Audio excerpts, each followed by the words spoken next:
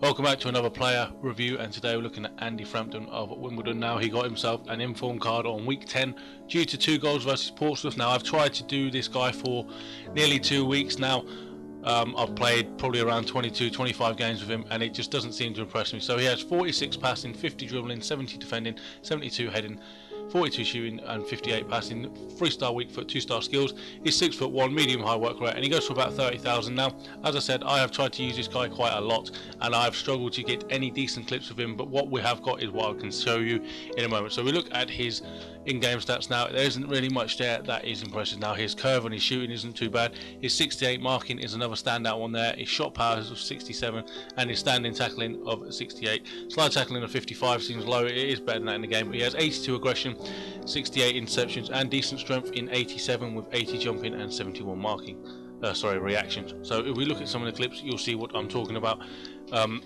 Now, I've said it countless times, I don't like mentioning players' pace as a con, but 46 is pretty much a limit for me. Now, as you saw, his jumping, his reactions, and his heading, I believe his heading accuracy and his heading is 80, are all pretty decent. And he's pretty decent defensively. I played him in a 3-5-2 formation alongside Sol Campbell and Bonzingali, as you may know.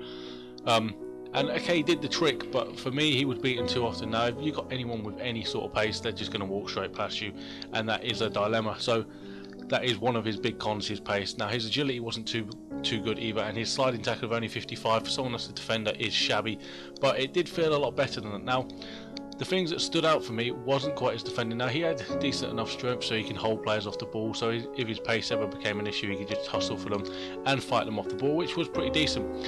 But the thing that stood out for me was actually his heading, his defensive positioning, as well as his attacking positioning, which you'll see in some of the later clips. Now, his slide tackling here, as you see, only 55 rated. It played a lot better than that. But in terms of what you get for your money, he's probably value for money at around probably about 15,000 coins at the minute. But you can't expect too much from him. Now, he is a bronze centre-back, and he did manage to grab me 2 goals, which were brilliant. But that is pretty much all I can say about it. That's positive wise. He's not a player you should go out and pick up unless you've maybe got yourself a 5 at the back defence, because if you don't have a 5 at the back, you are going to struggle. He needs a lot of covering behind, and sadly I'm going to only have to give this guy a 5 out of 10 rating just because he was really too slow.